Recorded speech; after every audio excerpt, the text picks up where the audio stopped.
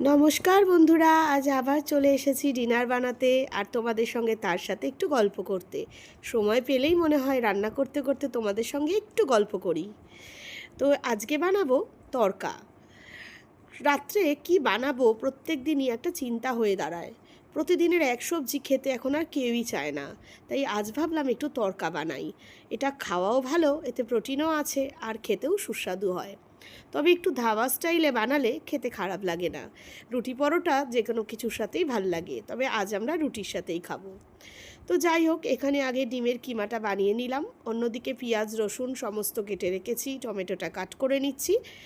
তেল গরম হয়ে যাওয়ার পরে তার মধ্যে পেঁয়াজ রসুন আদা বাটা আর টমেটো ভালোভাবে ফ্রাই করে নিচ্ছি।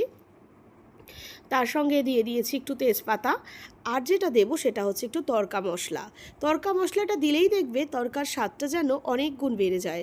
তার সঙ্গে অল্প একটু জিরে গুঁড়ো, ধনে গুঁড়ো, হলুদ গুঁড়ো, নর্মাল যে ড্রাই স্পাইসেসগুলো সেগুলো তো দিতেই হবে, আর পরিমাণ মতো নুন।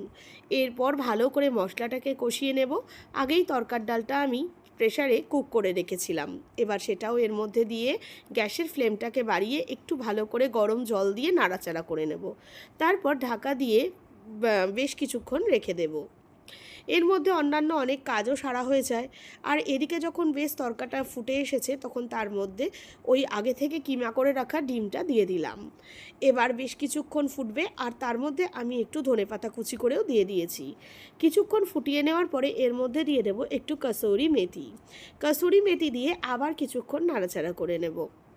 মোটামুটি রেডিই হয়ে গেছে। নামানোর আগে এর মধ্যে দিয়ে দেব খানিকটা বাটার।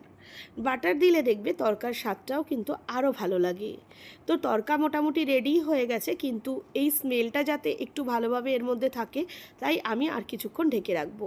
তরকাও রেডি হয়ে গেল, আমার আজকের গল্পও হয়ে গেল। আবার নতুন করে আবার একদিন গল্প করতে আসবো।